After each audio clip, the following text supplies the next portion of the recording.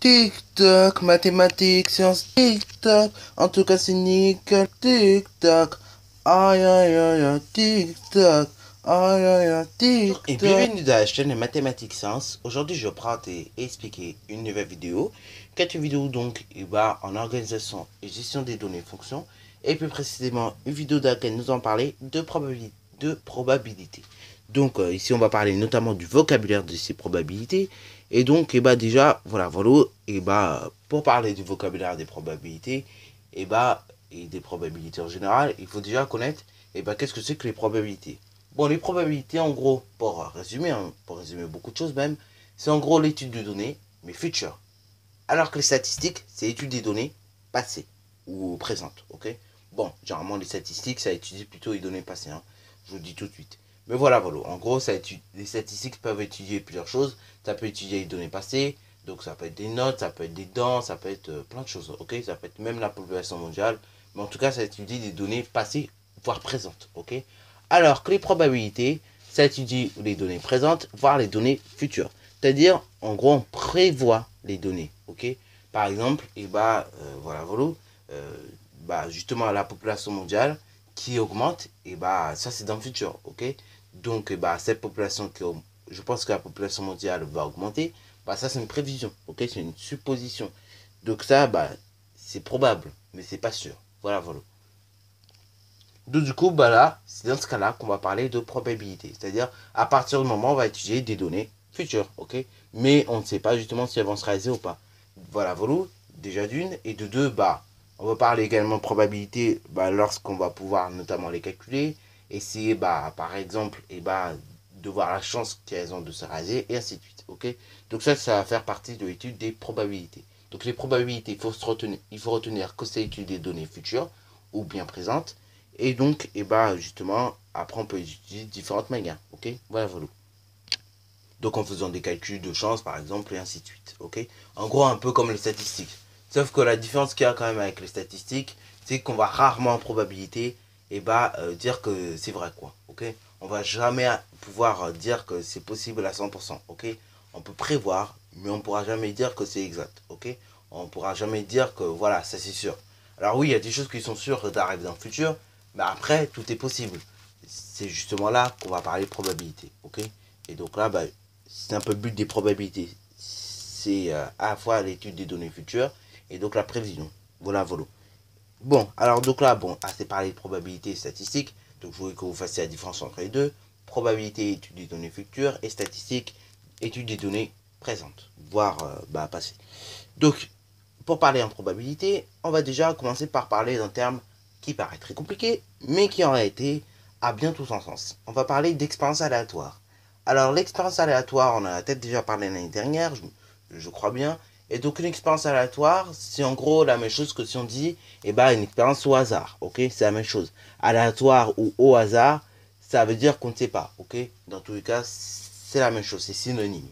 Donc, de ce cas-là, une expérience aléatoire, définition, qu'est-ce que c'est?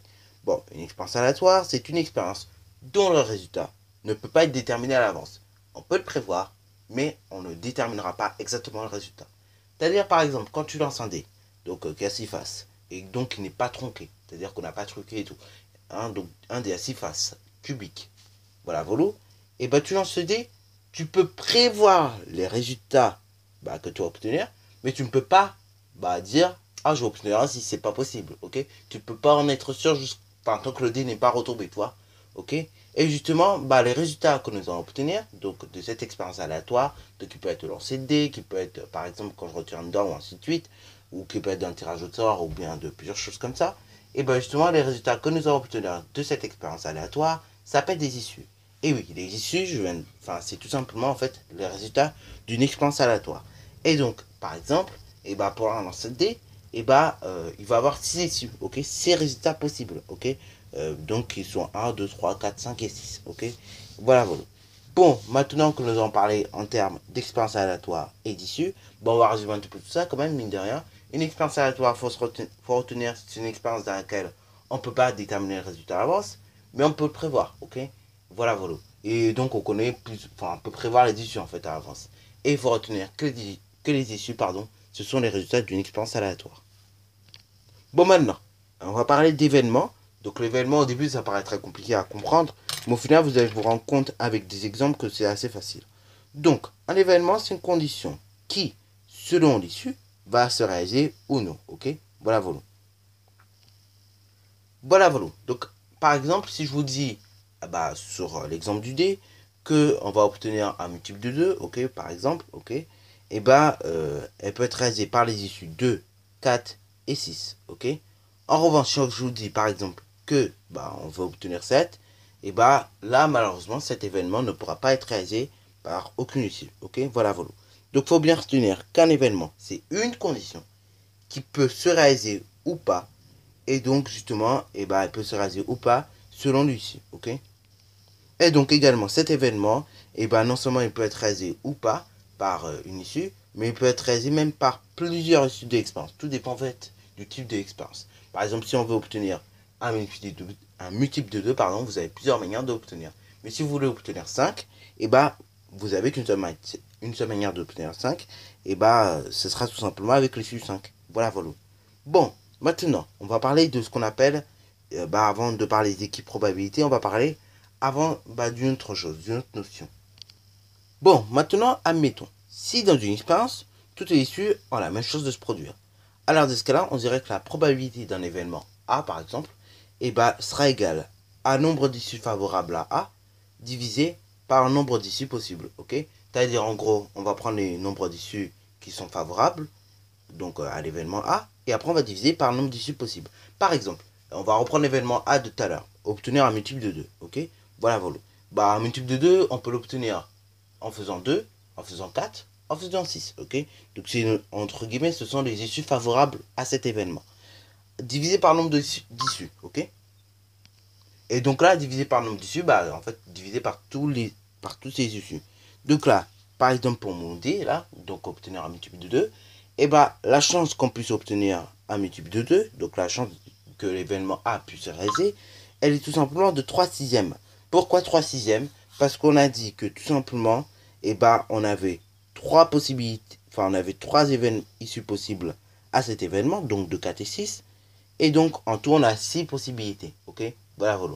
Donc voilà, voilà. Et là ici, justement, voilà, voilà, la probabilité de l'événement A est donc de 3 sixièmes. D'ailleurs, petite remarque aussi au niveau des probabilités, quand vous allez travailler en probabilité, il faut toujours veiller que les chiffres ou vos fractions soient inférieurs à 1, ok. Puisqu'une probabilité est toujours inférieure à 1. Alors après, on parlera des cas particuliers, hein, quand vous avez 0 et 1, justement, qu'est-ce qui se passe? Bon, là maintenant, on va parler d'une autre notion à nouveau, c'est l'équipe probabilité. Bon, maintenant, si toutes les issues possibles d'une expérience ont la même probabilité de se réaliser, dans ce cas-là, on va parler d'équipe probabilité, ok. Alors là, donc, on va parler d'un dispositif qui est très bien équilibré, qui a autant de chances d'être obtenu, ok, donc autant de chances d'obtenir une face. Et justement, si vous lancez le dé un coup sur la phase 1, et après vous retombez sur la phase 2, la phase 3, la phase 4, la phase 5, la phase 6, et que le dé est bien équilibré, en fait, chaque face aura autant de chances d'être obtenue. Dans ce cas-là, c'est ça qu'on dit qu'il y a équiprobabilité, ok. Donc chaque face a donc la même chance d'être obtenue, donc en gros un sixième. Bon, maintenant on va parler de deux notions différentes.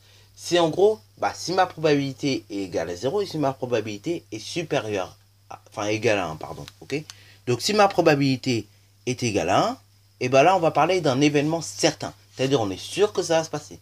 Par contre, si ma probabilité est égale à 0, dans ce cas-là on va dire que mon événement est impossible, c'est-à-dire on ne peut pas le réaliser, c'est impossible que cet événement se réalise. Par exemple, le coup du dé à 6 faces, ok, qui sont numérotés 1, 2, 3, 4, 5, 6. L'événement qui se passe, par exemple, qui voudrait dire qu'on obtienne un nombre inférieur à 10, ok, un nombre entier bien évidemment inférieur à 10, est très probable, ok. Cet événement est même certain. C'est sûr que quand on va lancer le dé, on est sûr à 100%, pardon, qu'on va obtenir tout simplement un nombre inférieur à 10, ok, et un nombre entier. Bon, après, bien évidemment, on voudrait, par exemple, si on nous dit obtenir un nombre entier inférieur à 0, là, forcément, ça va être impossible d'obtenir un nombre inférieur à 0, puisque ça démarre de 1 pour aller à 6, ok. Parce que là, on dit que cet événement est impossible, et donc la probabilité de cet événement est égale à 0. Donc, il faut retenir, quand vous avez une probabilité qui est égale à 0, et bah, l'événement est impossible. Et quand la probabilité est égale à 1, l'événement est certain. Ok, voilà, voilà, c'est possible, c'est même extrêmement possible puisqu'on est sûr en fait. Voilà, voilà. Alors également, bah voilà, voilà, ça c'est quand l'événement est égal à 0 et 1.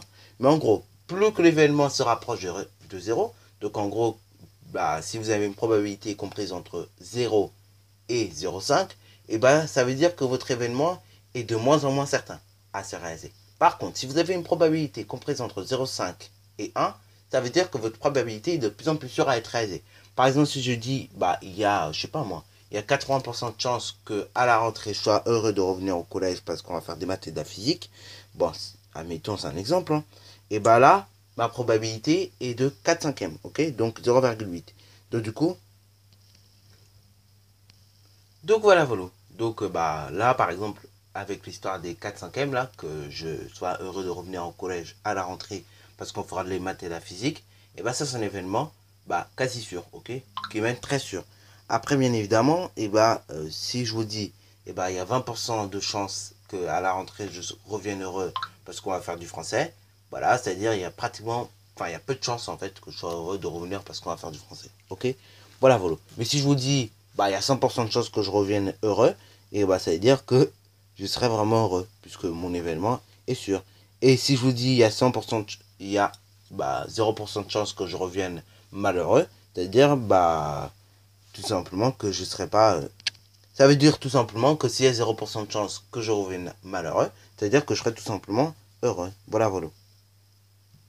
Voilà, voilà. Sur ce, donc, la vidéo est déjà terminée. Si tu as bien aimé, comme d'habitude, n'hésite surtout pas à la liker, à commenter et balancer toi en mathématiques. Sur ce donc, c'est déjà la fin de cette vidéo. Si tu as bien aimé, n'hésite surtout pas à liker, à commenter et bonne résultat à toi en mathématiques et en sciences.